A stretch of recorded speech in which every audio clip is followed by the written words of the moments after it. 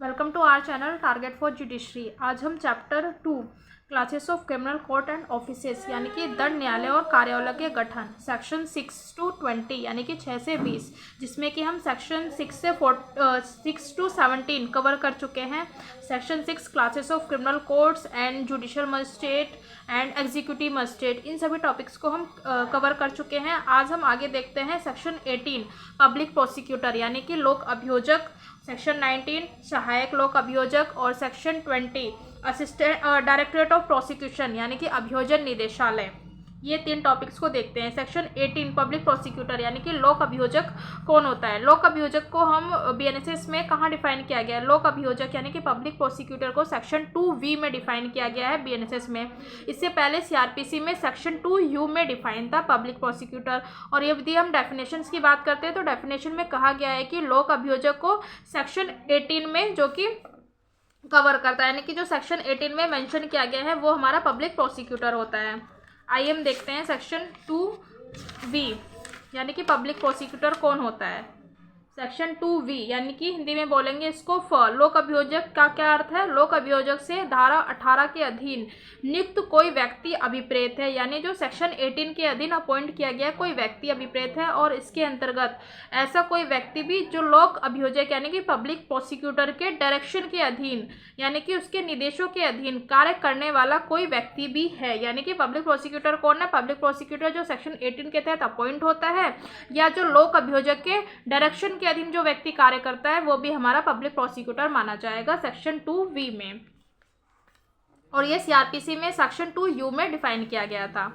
Section 18 लोक अभियोजक क्या कहता है। लोक अभियोजक सबसेक्शन 1 ये कहता है प्रत्येक उच्च न्यायालय के लिए यानी कि प्रत्येक हाई कोर्ट के लिए केंद्र सरकार या राज्य सरकार उस उच्च न्यायालय से परामर्श के पश्चात, यानी कि प्रत्येक जो हाई कोर्ट है वो सेंट्रल गवर्नमेंट या फिर स्टेट गवर्नमेंट से उच्च न्यायालय से परामर्श के पश्चात यानी कि हाई कोर्ट से कंसल्ट करने के बाद यथास्थिति केंद्रीय राज्य सरकार की ओर से यानी कि सेंट्रल गवर्नमेंट या स्टेट गवर्नमेंट की ओर से ऐसे न्यायालय में किसी अभियोजन, किसी प्रोसिक्यूशन के लिए, अपील या अन्य कार्रवाई के संचालन के लिए, यानी कि पब्लिक प्रोसिक्यूटर का काम क्या होता है, लोक अभियोजक का कार्य क्या होता है, कार्रवाइयों का संचालन करना। जब हम आगे ट्रायल्स पढ़ते हैं,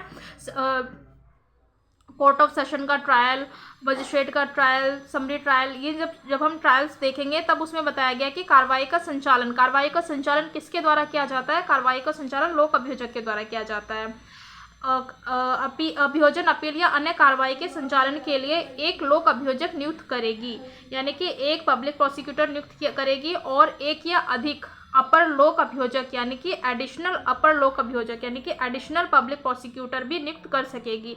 यानी कि पब्लिक प्रोसिक्यूटर तो एक अपॉइंट कर सकेगी और जो एडिशनल पब्लिक प्रोसिक्यूटर है वो एक से अधिक कर सकती है। और ये अपॉइंटमेंट कौन कर रहा है। ये जो अपॉइंटमेंट है वो हाई कोर्ट करेगी। किससे। केंद्रीय राज्य सरकार जो है उच्च न्यायालय से परामर्श के पश्चात यथास्थिति केंद्रीय राज्य सरकार की ओर से ऐसे न्यायालय में किसी अभियोजन, अपील या अन्य कार्रवाई के संचालन के लिए एक लोक अभियोजक नियुक्त करेगी।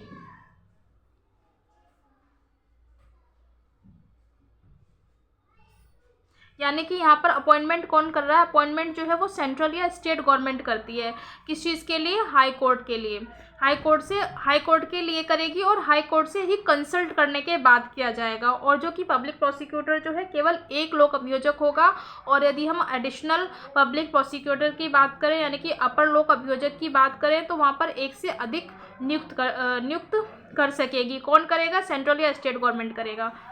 बट प्रोवाइसो में कहा गया है परंतु राष्ट्रीय राजधानी राज्य क्षेत्र यानी कि एनसीटी जो दिल्ली है के संबंध में केंद्र सरकार यानी कि जो सेंट्रल गवर्नमेंट है दिल्ली उच्च न्यायालय से, दिल्ली हाई कोर्ट से परामर्श के पश्चात इस उपधारा के प्रयोजन के लिए लोक अभियोजक या अपर लोक अभियोजक की नियुक्ति करेगी। यानी कि जो हम दिल्ली हाई कोर्ट से जो है, यदि हम दिल्ली हाई कोर्ट में बात करें तो वहाँ पर दिल्ली हाई कोर्ट से कंसल्ट करने के बाद ही वहाँ के लिए पब्लिक प्रोसिक्यूटर या एडिशनल लोक अभियोजक जो है अपर लोक अभियोजक की नियुक्ति करेगा। कौन करेगा। यहाँ पर केवल और केवल सेंट्रल गवर्नमेंट के पास पावर है। बाकी स्टेट के लिए वहाँ पर सेंट्रल गवर्नमेंट और स्टेट गवर्नमेंट दोनों ही अपॉइंट कर सकती है, लेकिन दिल्ली की बात करें तो वहाँ पर केवल सेंट्रल गवर्नमेंट ही अपॉइंट करेगी, वो भी दिल्ली की हाई कोर्ट से कंसल्ट करने के बाद, परामर्श करने के बाद। सबसेक्शन 2 कहता है केंद्र सरकार किसी जिले या स्थानीय क्षेत्र में किसी मामले का संचालन करने के प्रयोजनों के लिए एक या अधिक लोक अभियोजक नियुक्त कर सकेगी। यानी कि सेंट्रल गवर्नमेंट क्या करेगा, किसी जिले या स्थानीय क्षेत्र में, यानी कि किसी भी डिस्ट्रिक्ट में या स्थानीय क्षेत्र में उसको जो है कि मामले का संचालन करने के पर्पज से एक या अधिक लोक अभियोजक नियुक्त कर सकेगी। सबसेक्शन 3 कहता है स्टेट गवर्नमेंट, सबसेक्शन 2 मतलब सबसेक्शन 1 ये कहता है कि यहाँ पर जो है सेंट्रल और स्टेट गवर्नमेंट दोनों के पास पावर है अपॉइंट करने की पब्लिक प्रोसिक्यूटर को। सबसेक्शन 2 में सेंट्रल गवर्नमेंट के पास पावर है। सबसेक्शन थर्ड में स्टेट गवर्नमेंट के पास पावर है, यानी कि राज्य सरकार प्रत्येक जिले के लिए यानी कि प्रत्येक डिस्ट्रिक्ट के लिए एक लोक अभियोजक नियुक्त करेगी और जिले के लिए एक या अधिक अपर लोक अभियोजक भी नियुक्त कर सकेगी। यानी कि किसी डिस्ट्रिक्ट के लिए बात करें तो वहाँ पर सेंट्रल गवर्नमेंट भी अपॉइंट कर सकता है और स्टेट गवर्नमेंट भी अपॉइंट कर सकती है। क्या अपॉइंट कर रहे हैं, ये पब्लिक प्रोसिक्यूटर या एडिशनल पब्लिक प्रोसिक्यूटर यानी कि लोक अभियोजक या अपर लोक अभियोजक नियुक्त कर सकेगी। परंतु एक जिले के लिए नियुक्त किया गया लोक अभियोजक या अपर लोक अभियोजक किसी अन्य जिले के लिए भी यथास्थिति लोक अभियोजक या अपर लोक अभियोजक नियुक्त किया जा सकेगा।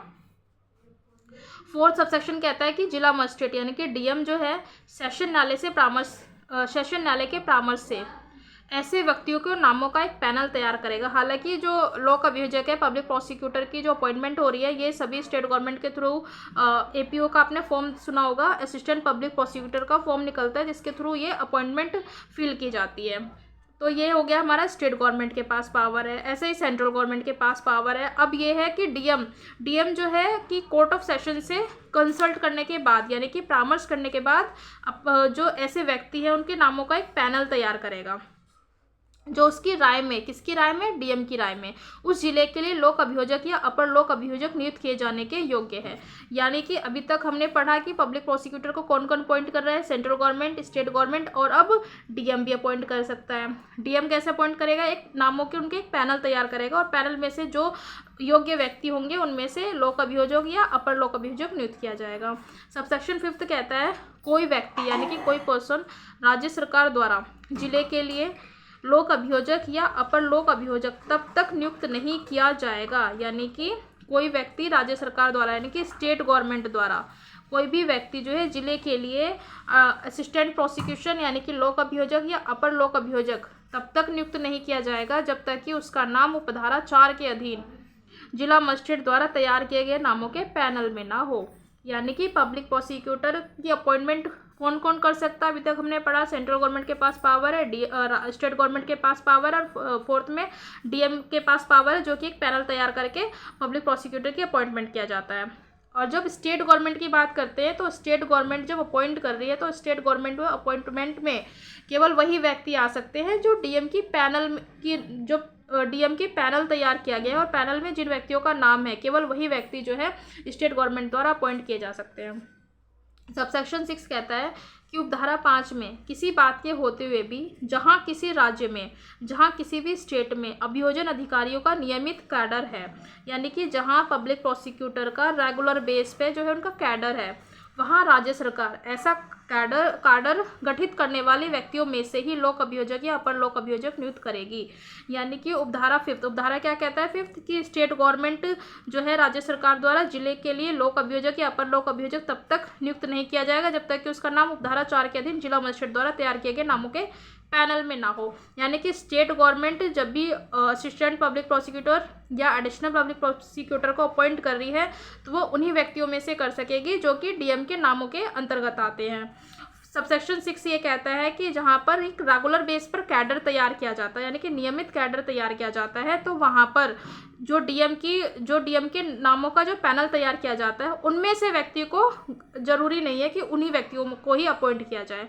तो वहाँ पर क्या होगा, वहाँ राज्य सरकार ऐसा कैडर गठित करने वाले व्यक्तियों में से ही लोक अभियोजक या अपर लोक अभियोजक नियुक्त करेगी। यहाँ पर जो रेगुलर बेस पर कैडर तैयार किया जाता है वहाँ से स्टेट गवर्नमेंट जो है लोक अभियोजक या अपर लोक अभियोजक नियुक्त करेगी। परंतु प्रोवाइजो कहता है परंतु जहां राज्य सरकार की राय में यानी स्टेट गवर्नमेंट की राय में ऐसे कैडर में से कोई उपयुक्त व्यक्ति ऐसे नियुक्ति के लिए उपलब्ध नहीं है। यानी कि जो रेगुलर बेस पर कैडर तैयार किया जा रहा है सबसेक्शन 6 में और स्टेट गवर्नमेंट को ऐसा लगता है कि कोई भी उपयुक्त व्यक्ति नहीं है, नियुक्ति के लिए उपलब्ध नहीं है, वहाँ वह राज्य सरकार वहाँ वह सरकार उपधारा 4 के अधीन जिला मजिस्ट्रेट द्वारा तैयार किए गए नामों के पैनल में से यथास्थिति लोक अभियोजक या अपर लोक अभियोजक के रूप में किसी व्यक्ति को नियुक्त कर सकेगी। इन शॉर्ट यदि हम देखें तो सबसेक्शन 4 ये कहता है कि पब्लिक प्रोसिक्यूटर यानी कि लोक अभियोजक या अपर लोक अभियोजक नियुक्त उन्हीं व्यक्तियों को किया जा सकता है जिनका नाम जो है डीएम की पैनल में है, यानी कि उनकी लिस्ट में उनका नाम है। सबसेक्शन 5 कहता है, इस पर रिस्ट्रिक्शन लगा दिया स्टेट गवर्नमेंट पर कि राज्य सरकार जब तक किसी व्यक्ति को अपर लोक अभियोजक या लोक अभियोजक नियुक्त नहीं कर सकती है जब तक कि उसका डीएम की नामों में एक जो नामों का पैनल है उसमें उसका नाम ना हो। सबसेक्शन 6 कहता है कि जहाँ पर रेगुलर कैडर किया जाता है तो वहाँ पर जो डीएम के नामों की जो लिस्ट है उसकी आवश्यकता नहीं है। अब प्रोवाइजो में ये बात बोली गई है कि जहाँ पर रेगुलर कैडर तैयार होता है, यानी कि जहाँ पर रेगुलर कैडर है लेकिन वहाँ पर स्टेट गवर्नमेंट को कोई जो है कि व्यक्ति नहीं मिल पा रहा है, यानी कि उपयुक्त जो है व्यक्ति नहीं मिल पा रहा है, तो फिर रेफर हो जाएगा सबसेक्शन 4 में, यानी कि डीएम का जो नामों का पैनल तैयार किया जाता है उनमें से वो व्यक्ति लोक अभियोजक या अपर लोक अभियोजक नियुक्त किया जाएगा। स्पष्टीकरण में बात बोला गया यानी कि एक्सप्लेनेशन में, इस धारा के प्रयोजनों के लिए अभियोजन अधिकारियों का नियमित कैडर, यानी कि कैडर जो हमने सबसेक्शन 6 में पढ़ा कि रेगुलर बेस पर सभी स्टेट के लिए कैडर तैयार होगा, तो वहाँ पर रेगुलर कैडर होता क्या है? नियमित कैडर से अभियोजन अधिकारियों का यानी कि प्रोसिक्यूशन ऑफिसर्स का वह कैडर अभिप्रेत है जिसमें लोक अभियोजक का पद सम्मिलित है, यानी कि रेगुलर कैडर कौन होता है? जिसमें कि पब्लिक प्रोसिक्यूटर की पोस्ट सम्मिलित है ना, लोक अभियोजक का पद सम्मिलित है चाहे वह किसी भी नाम से ज्ञात हो, और जिसमें सहायक लोक अभियोजक का उस पद पर प्रोन्नति के लिए उपलब्ध है, यानी कि प्रमोशन के लिए उपलब्ध है चाहे वह किसी भी नाम से ज्ञात हो। यानी कि रेगुलर कैडर कौन होगा? जहां पर वह व्यक्ति जो है लोक अभियोजक का पद सम्मिलित है और जिसमें कि सहायक लोक अभियोजक का भी उस पद पर जो है प्रोन्नति के लिए उपलब्ध करता है चाहे वह किसी भी नाम से ज्ञात हो। सबसेक्शन जो है इसका बी कहता है अभियोजन अधिकारी यानी कि प्रोसिक्यूशन ऑफिसर्स होता कौन है?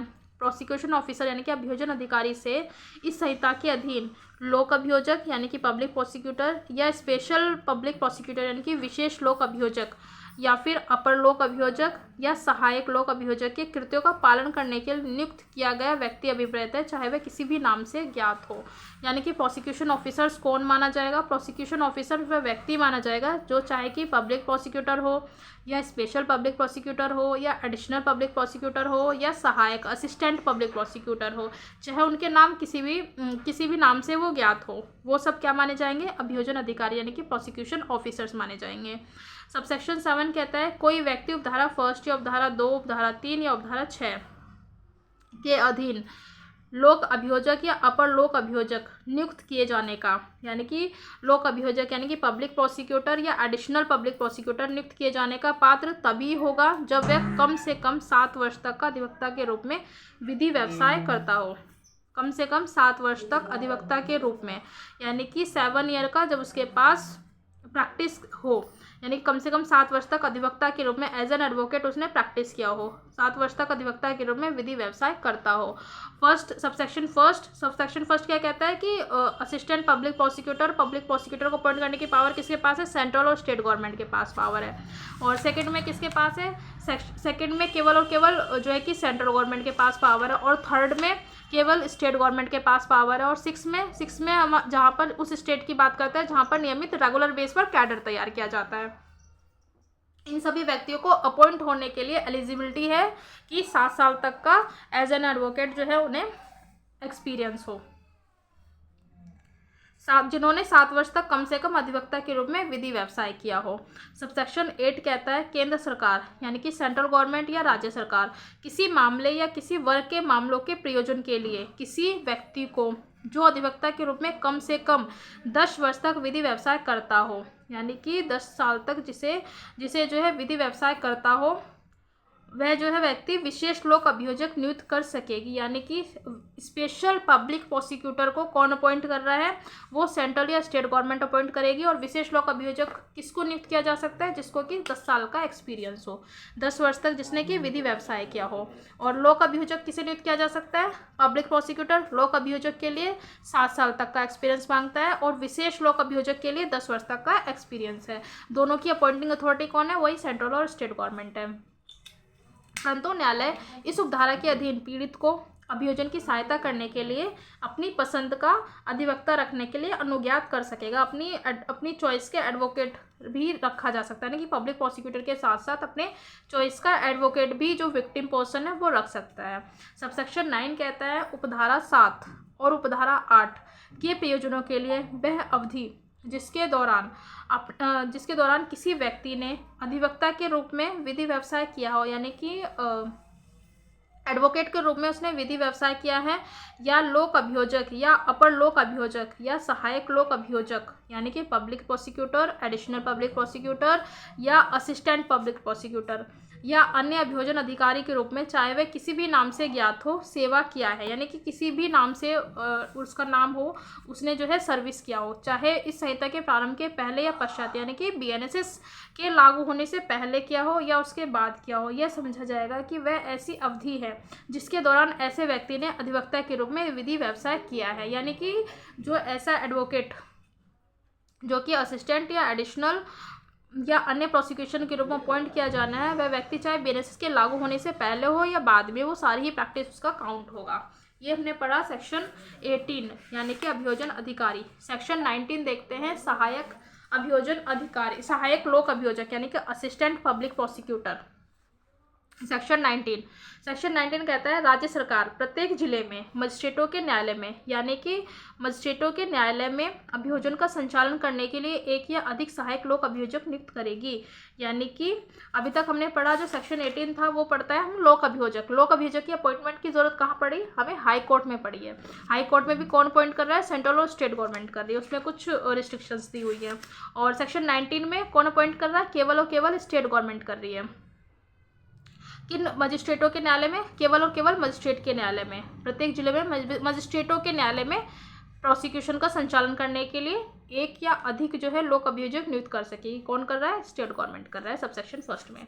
सबसेक्शन 2 कहता है केंद्र सरकार मजिस्ट्रेटों के न्यायालय में किसी मामले या मामलों के वर्ग के संचालन के प्रयोजनों के लिए एक या अधिक सहायक लोक अभियोजक नियुक्त कर सकेगी।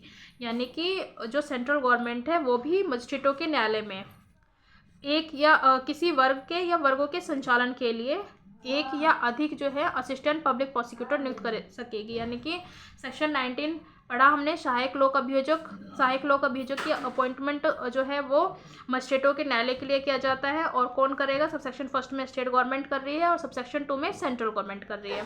थर्ड सबसेक्शन कहता है कि उपधारा 1 या उपधारा 2 में अंतर्विष्ट बंदों पर प्रतिकूल प्रभाव डाले बिना, यानी कि इन दोनों पर कोई भी एडवर्स इफेक्ट डाले बिना, जहां कोई सहायक लोक अभियोजक यानी कि असिस्टेंट पब्लिक प्रोसिक्यूटर किसी विशिष्ट मामले के प्रयोजन के लिए, यानी कि स्पेशल किसी पर्टिकुलर मामले के पर्पस के लिए यदि उपलब्ध नहीं है, कौन उपलब्ध नहीं है, सहायक लोक अभियोजक उपलब्ध नहीं है, तो वहां जिला मजिस्ट्रेट राज्य सरकार को 14 दिन की सूचना देने के पश्चात किसी अन्य व्यक्ति को उस मामले का भाषादक सहायक लोक अभियोजक नियुक्त कर सकता है। यानी कि अभी तक हमने पढ़ा कि असिस्टेंट पब्लिक प्रोसिक्यूटर को अपॉइंट कौन कर रहा है, स्टेट गवर्नमेंट कर रही है एंड सेंट्रल गवर्नमेंट कर रही है।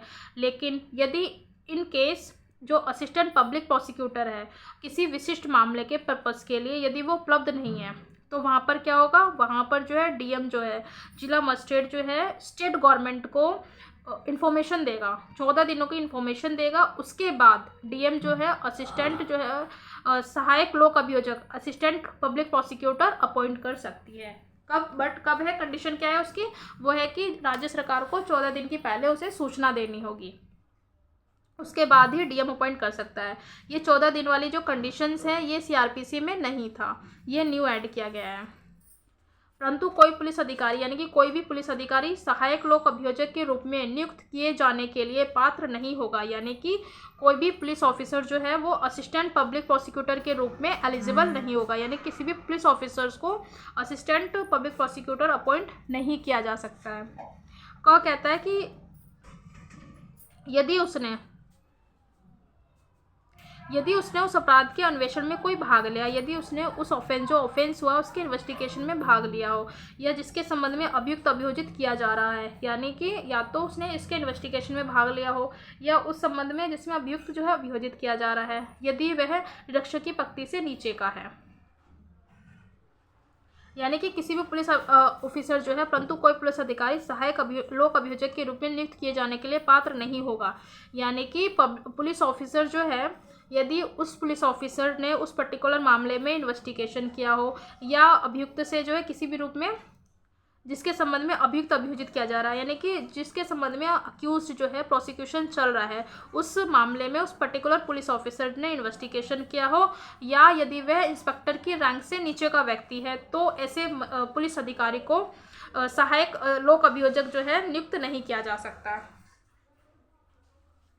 सेक्शन 20 कहता है कि अभियोजन निदेशालय यानी कि डायरेक्टरेट ऑफ प्रोसिक्यूशन होता है। क्या है ये अभियोजन निदेशालय? ये राज्य सरकार फर्स्ट राज्य में एक अभियोजन निदेशालय स्थापित कर सकेगी, यानी कि प्रत्येक राज्य में एक अभियोजन निदेशालय स्थापित करेगी। कौन करेगी? स्टेट गवर्नमेंट करेगी, जिसमें एक अभियोजक निदेशक होगा और उतने अभियोजन उप निदेशक हो सकेंगे जैसा वह ठीक समझे। यानी कि सेक्शन 20 बात करता है डायरेक्टरेट ऑफ प्रोसिक्यूशन यानी कि अभियोजन निदेशालय। अभियोजन निदेशालय की नियुक्ति कौन करेगी? राज्य सरकार करेगी।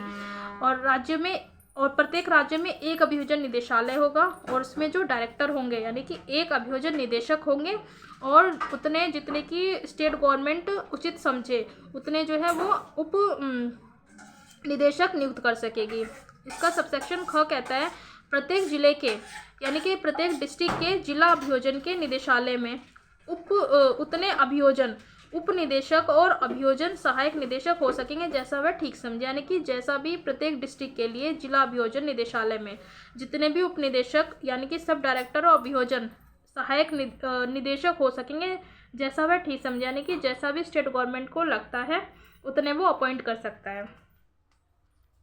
यानी कि प्रत्येक जिले के जिला अभियोजन निदेशालय में यानी कि जो हमने जिला अभियोजन निदेशालय अपॉइंट किया है उसमें उप निदेशक और अभियोजन सहायक निदेशक नियुक्त कर सकेगी जैसा कि स्टेट गवर्नमेंट को उचित लगे। कोई व्यक्ति सबसेक्शन 2 कहता है कोई व्यक्ति अभियोजन निदेशक यानी कि प्रोसिक्यूशन जो डायरेक्टर है या अभियोजन उप निदेशक यानी कि सब डायरेक्टर है के रूप में नियुक्त करने के लिए तभी पात्र होगा यदि वह अधिवक्ता के रूप में कम से कम 15 वर्ष तक व्यवसाय में रहा हो, सेशन न्यायाधीश है या रहा है। यानी कि अभी तक हमने पढ़ा था कि जो पब्लिक प्रोसिक्यूटर है लोक अभियोजक को अपॉइंटमेंट करने के लिए कितनी प्रैक्टिस होनी चाहिए? 7 साल की। स्पेशल पब्लिक प्रोसिक्यूटर के 10 साल के लिए। और यदि हम अभियोजन निदेशालय यानी कि डायरेक्टरेट ऑफ प्रोसिक्यूशन की बात करें या अभियोजन उप निदेशक यानी कि डायरेक्टरेट ऑफ सब डायरेक्टर की बात करें, deputy directorate of prosecution deputy director of prosecutions की बात करें तो उनके लिए एलिजिबिलिटी कितनी है? उन्हें कम से कम 15 वर्ष तक का व्यवसाय में रहा हो यानी कि 15 साल तक की उन्हें प्रैक्टिस का एक्सपीरियंस हो, या फिर सेशन न्यायाधीश है या रहा हो यानी कि कोर्ट ऑफ सेशन के या तो न्यायाधीश है या रहे हो। सबसेक्शन 2 कहता है सबसेक्शन 2 का ख पॉइंट कहता है कि अभियोजन सहायक निदेशक के रूप में नियुक्ति के लिए अभियोजन सहायक निदेशक यानी कि directorate of deputy as an assistant directorate of prosecution assistant directorate of prosecution जो है अभियोजन सहायक निदेशक जो है उनके रूप में नियुक्ति के लिए तभी पात्र होगा यदि वह अधिवक्ता के रूप में कम से कम 7 वर्ष तक व्यवसाय में रहा हो या प्रथम वर्ग मजिस्ट्रेट रहा हो। यानी कि directorate of prosecution assistant directorate of prosecution जो अभियोजन सहायक निदेशक के लिए वही व्यक्ति अपॉइंट किया जा सकता है जिसको कि 7 साल तक का या तो एक्सपीरियंस हो या फिर प्रथम वर्ग मजिस्ट्रेट रहा हो। और डायरेक्टर ऑफ प्रोसिक्यूशन की बात करें यानी कि अभियोजन निदेशालय को, तो वहाँ पर या तो कोर्ट ऑफ सेशन का वो जज हो या फिर रहा हो या फिर 15 साल का उसको एक्सपीरियंस हो, तभी किसी व्यक्ति को अभियोजन अभियोजक निदेशक नियुक्त किया जा सकता है यानी कि डायरेक्टर ऑफ प्रोसिक्यूशन अपॉइंट किया जा सकता है। सबसेक्शन 3 कहता है अभियोजन निदेशालय का प्रधान अभियोजन निदेशक होगा। अभियोजन जो निदेशालय है उसका प्रधान कौन होगा? वो होगा अभियोजन निदेशक होगा, जो राज्य में गृह विभाग के प्रशासनिक नियंत्रण के अधीन कृत्य करेगा। यानी कि जो वो किसके अंडर में कार्य करेगा? जो होम डिपार्टमेंट है उसके अंडर में कार्य करेगा। 4 कहता है कि प्रत्येक अभियोजन यानी कि प्रत्येक जो प्रोसिक्यूशन है वो उप निदेशक या अभियोजन सहायक निदेशक अभियोजन निदेशक के अधीनस्थ होगा। यानी कि अभियोजन जो निदेशक है यानी कि डायरेक्टरेट है उसके अंडर में होगा। और प्रत्येक अभियोजन सहायक निदेशक अभियोजन उप निदेशक के अधीनस्थ होगा। यानी कि जो अभियोजन सहायक निदेशक जो है ना वो उप निदेशक के अधीनस्थ होगा। सबसेक्शन 5 कहता है उच्च न्यायालय में मामलों का संचालन करने के लिए, यानी कि हाई कोर्ट में किसी मामलों का संचालन करने के लिए धारा 18 की उपधारा 1 या उपधारा 8 के अधीन राज्य सरकार द्वारा नियुक्त प्रत्येक लोक अभियोजक, अपर लोक अभियोजक और विशेष लोक अभियोजक अभियोजक निदेशक के अधीनस्थ होंगे। यानी कि डायरेक्टरेट ऑफ प्रोसिक्यूशन जो है अभियोजन निदेशक के अंडर में कौन कौन होगा, चाहे वो लोक अभियोजक हो, पब्लिक प्रोसिक्यूटर हो, एडिशनल पब्लिक प्रोसिक्यूटर हो या स्पेशल पब्लिक प्रोसिक्यूटर, ये तीनों ही डायरेक्टर ऑफ प्रोसिक्यूशन यानी कि अभियोजन निदेशक के अधीनस्थ होंगे। सबसेक्शन 6 ये कहता है कि जहां धारा 18 की उपधारा 3 यानी कि जो असिस्टेंट प्रोसिक्यूशंस की अपॉइंटमेंट की बात करता है वो धारा 18 की उपधारा 3 या उपधारा 8 के अधीन जिला न्यायालयों में मामलों का संचालन करने के लिए, यानी कि जिला मामले जो है जिले में जो है जिला न्यायालयों में मामलों का संचालन करने के लिए राज्य सरकार द्वारा नियुक्त प्रत्येक लोक अभियोजक, यानी कि स्टेट गवर्नमेंट द्वारा अपॉइंट किया गया प्रत्येक लोक अभियोजक, अपर लोक अभियोजक और विशेष लोक अभियोजक, यानी कि जो स्पेशल पब्लिक प्रोसिक्यूटर है, और धारा 19 की उपधारा 1 के अधीन नियुक्त प्रत्येक सहायक लोक अभियोजक, यानी कि असिस्टेंट पब्लिक प्रोसिक्यूटर अभियोजन उपनिदेशक या अभियोजन सहायक निदेशक के अधीनस्थ होंगे। यानी कि जो भी ये व्यक्ति है वो सब किसके अंडर में होंगे, वो अभियोजन सहायक निदेशक यानी कि असिस्टेंट डायरेक्टरेट ऑफ प्रोसिक्यूशंस के अंडर में होंगे। सबसेक्शन 7 कहता है अभियोजन निदेशक यानी कि जो अभियोजन डायरेक्टर है उसकी शक्तियां तथा कृत्य ऐसे मामलों की कार्रवाइयों के शीघ्र निपटारे और अपील फाइल करने पर राय देने के लिए मॉनिटर करना होगा। नहीं, डायरेक्टर ऑफ प्रोसिक्यूशन का काम क्या होगा, अभियोजन निदेशक का काम क्या होगा, वो मॉनिटर करता है। जिसमें अपराध 10 वर्ष या उससे अधिक या आजीवन कारावास से मृत्यु से दंडनीय हो, यानी कि ऐसे अपराधों के मॉनिटर करता है उसका शीघ्र निपटारा करने के लिए, जिसमें कि पनिशमेंट जो है वो अपराध जो है 10 वर्ष या उससे अधिक, या तो 10 साल का हो या उससे ज़्यादा को हो, या आजीवन कारावास का हो या डेथ पेनल्टी का हो, ऐसे मामलों में मॉनिटर करने के लिए अभियोजन निदेशालय का कार्य होता है। सबसेक्शन 8 कहता है अभियोजन उपनिदेशक की शक्तियाँ। अभियोजन उपनिदेशक यानी कि डेप्यूटी डायरेक्टर ऑफ प्रोसिक्यूशन, अभियोजन उपनिदेशक की शक्तियां the power and function of the deputy director of prosecution. अभियोजन उपनिदेशक की शक्तियां और कृत्य ऐसे मामलों में जिनमें अपराध 7 वर्ष या उससे अधिक के लिए दंडनीय है किंतु 10 वर्ष से कम हो, उनके त्वरित निपटान को सुनिश्चित करने के लिए पुलिस रिपोर्ट की परीक्षा करना और समीक्षा करना तथा मॉनिटर करना होता है। यानी कि यदि ऐसा कोई ऑफेंस है जिसमें कि पनिशमेंट 10 साल या उससे अधिक या फिर आजीवन कारावास या मृत्यु से दंडनीय है, तो उसका जो है मॉनिटर कौन करता है, वो करता है अभियोजन निदेशक यानी कि डायरेक्टर ऑफ प्रोसिक्यूशन करता है। लेकिन सबसेक्शन 8 ये कहता है कि जहाँ पर कि पनिशमेंट जो है 7 वर्ष तक की हो या 7 वर्ष से अधिक किंतु 10 साल से कम हो, तो वहाँ पर जो है काम जो है वो करता है अभियोजन उपनिदेशक यानी कि जो प्रोसिक्यूशन डेप्यूटी डायरेक्टर जो होते हैं, डेप्यूटी डायरेक्टर ऑफ प्रोसिक्यूशन, वो कार्य करते हैं। वो क्या कार्य करते हैं, वो कार्य करते हैं जैसे कि पुलिस रिपोर्ट की परीक्षा करते हैं, समीक्षा करते हैं या उसकी मॉनिटर करते हैं उसको। सबसेक्शन 9 कहता है कि अभियोजन सहायक निदेशक के कृत्य ऐसे मामलों का मॉनिटर करना होता है जिनमें कोई अपराध 7 वर्ष से कम के लिए दंडनीय हो, यानी कि अभियोजन सहायक निदेशक यानी कि असिस्टेंट डायरेक्टरेट ऑफ प्रोसिक्यूशन जो है उनका कार्य जो है 7 साल तक के लिए मॉनिटर करने के लिए होता है। जिनमें अपराध जो है 7 साल से कम के लिए दंडनीय हो, वहाँ पर वो मॉनिटर करते हैं। यानी कि इन केस हम शॉर्ट में बात करें तो सबसेक्शन 7 ये कहता है कि जो डायरेक्टर ऑफ प्रोसिक्यूशन है यानी कि अभियोजन निदेशालय है, अभियोजन निदेशक जो है उसके पास जो है मॉनिटर करने की पावर जो है ऐसा कोई पनिशमेंट जिसमें कि पनिशमेंट जो है 10 साल या उससे अधिक या आजीवन कारावास या मृत्यु दंड से दंडनीय है, तो वहाँ पर उसका मॉनिटर करने का कार्य अभियोजन निदेशक को होगा। जहाँ पर पनिशमेंट जो है 7 साल से अधिक हो किंतु 10 साल से कम हो, तो वहाँ पर अभियोजन जो है उपनिदेशक होगा यानी कि डेप्यूटी डायरेक्टर प्रोसिक्यूशन होगा। और जहाँ पर जो है कि 7 साल से कम की हो, तो वहाँ पर मॉनिटर कौन करेगा, वो असिस्टेंट डायरेक्टर ऑफ प्रोसिक्यूशन यानी कि अभियोजन सहायक निदेशक वो कार्य करेगा। सबसेक्शन 10 कहता है उपधारा 7, उपधारा 8 और 9 में अंतर्विष्ट किसी बात के होते हुए भी अभियोजन का निदेशक जो है डायरेक्टर उपनिदेशक ये सहायक निदेशक इस संहिता के अधीन सभी कार्रवाइयों के लिए संव्यवहार करने की शक्ति होगी, उसके लिए दायी होंगे। यानी कि ये मतलब सब सेक्शन 7 में जो हमने अभियोजन निदेशक की बात कही, सब सेक्शन 8 में अभियोजन उपनिदेशक और 9 में अभियोजन सहायक निदेशक की बात कही। इनमें किसी भी बात के होते हुए भी इनके पास जो है सभी कार्रवाई को कार्य करने की सभी शक्तियाँ होंगी। सबसेक्शन 11 कहता है कि अभियोजन निदेशक यानी कि डायरेक्टरेट ऑफ प्रोसिक्यूशंस हो, या अभियोजन उप निदेशक हो यानी कि डेप्यूटी डायरेक्टर हो, या अभियोजन सहायक निदेशक यानी कि असिस्टेंट डायरेक्टर प्रोसिक्यूशंस हो कि अन्य शक्तियां तथा कृत्य वह क्षेत्र है जिसके लिए वह प्रत्येक अभियोजन उपनिदेशक या अभियोजन सहायक निदेशक नियुक्त किया गया है वह होगा जिसे राज्य सरकार अधिसूचना द्वारा निर्दिष्ट होगा। यानी कि इनको अपॉइंट कौन कर रहा है? स्टेट गवर्नमेंट अपॉइंट करती है। सबसेक्शन 4 कहता है इस धारा के उपबंध यानी कि जो सेक्शन जो है 20 में जो हमने पढ़ा है अभियोजन निदेशालय, तो इस धारा के उपबंध जो है लोक अभियोजक के कृत्यों का पालन करते समय यानी कि पब्लिक प्रोसिक्यूटर जो है उसके कृत्यों का पालन करते समय राज्य के महाधिवक्ता पर लागू नहीं होगा, यानी कि एडवोकेट जनरल पर यह लागू नहीं होगा।